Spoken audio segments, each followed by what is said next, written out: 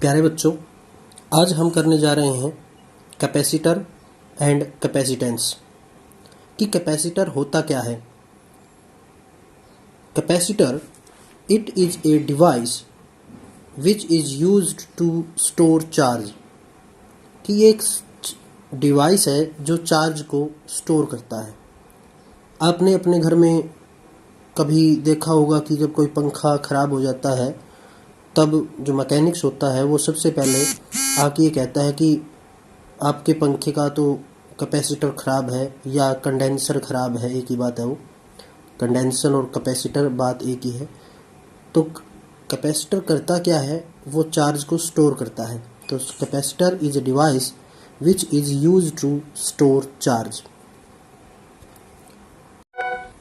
Next है what is the capacitance. Capacitance को समझने से पहले आपने पढ़ा होगा पहले कि Q is directly proportional to V।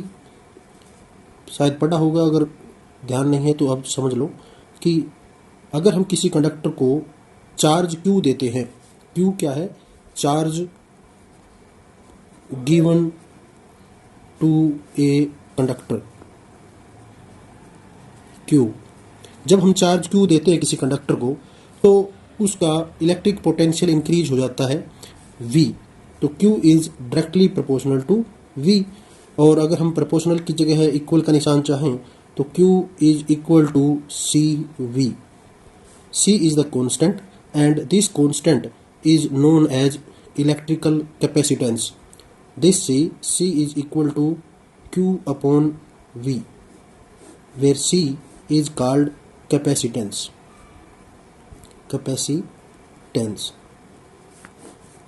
Capacitance मतलब कि कैपेसिटी ऑफ ए कंडक्टर। ये जो कैपेसिटेंस है वो है क्या, कि ये कैपेसिटी है कंडक्टर की। और हम अगर इसको डेफिनेशन देखें इसकी, तो capacitance of a conductor is defined as the ratio of the charge given to the conductor to the potential developed in the conductor, this is C is called capacitance of a conductor। अब जो capacitance है उसकी अगर हम ऐसा unit देखें कि what is the unit of capacitance, तो SI unit of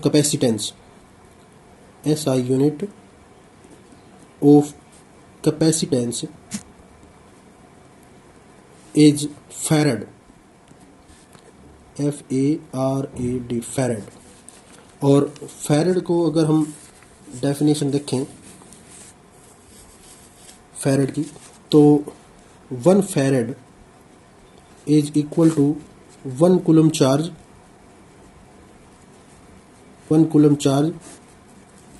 divide by 1 volt potential. 1 farad is equal to 1 coulomb divide by 1 volt. ये यहाँ से एक डेफिनेशन बनती है कि द कैपेसिटी ऑफ कैपेसिटर, और we can say what is the capacitance of a capacitor is 1 farad को अगर हम डिफाइन करें तो कैसे लिखेंगे। It is defined as 1 farad capacitance of a capacitor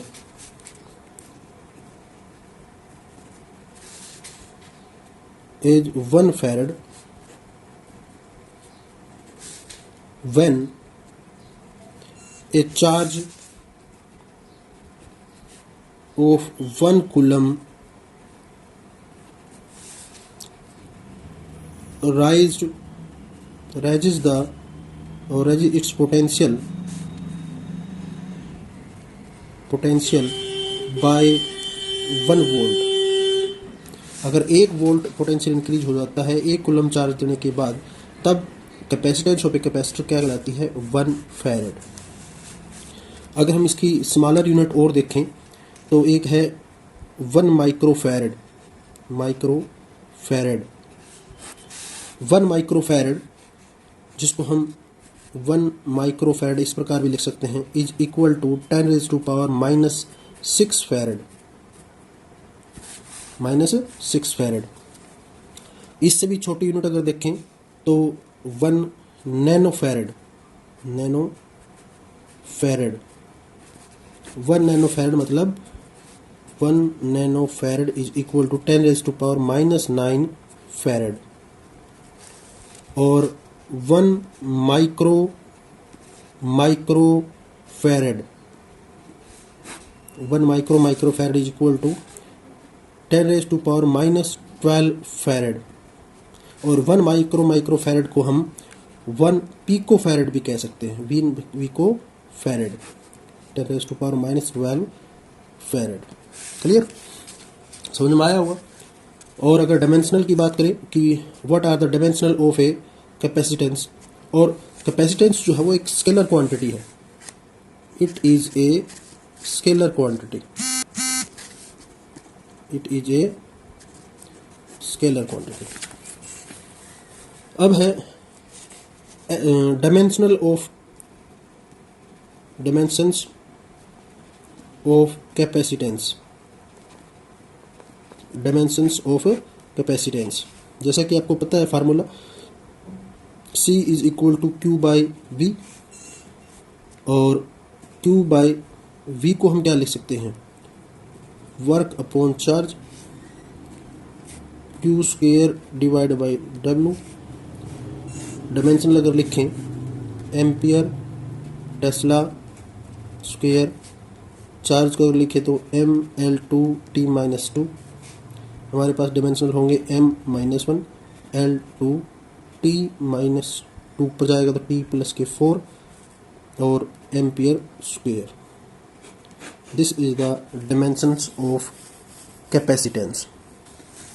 हम एक सिंपल सी प्रॉब्लम और करते हैं इसके साथ साथ कैपेसिटेंस से जुड़ी हुई प्रॉब्लम है।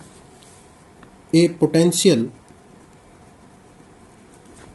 Difference of 250 volt is applied across the plates of a capacitor of 10 picofarad. Calculate the charge on the plates of capacitor।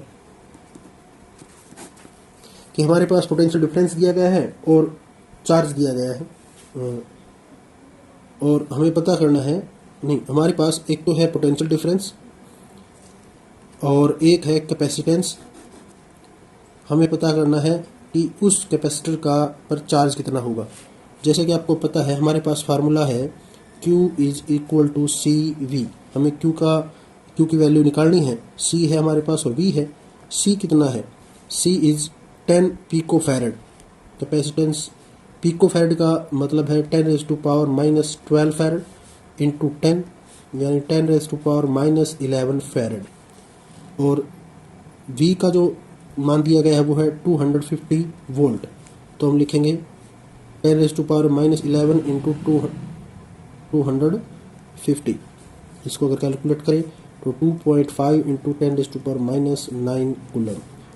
This is the value of charge of a capacitor. समझ में आया होगा। आगे हम करेंगे capacity of A isolated spherical conductor next video में। अगर आपको मेरे द्वारा बनाई गई वीडियो अच्छी तरह से समझ में आती हैं तो आप कृपया करके मेरे इस वीडियो को शेयर करें और मेरे चैनल को, ताकि और बच्चों को भी इसका फ़ायदा हो सके। Thank you.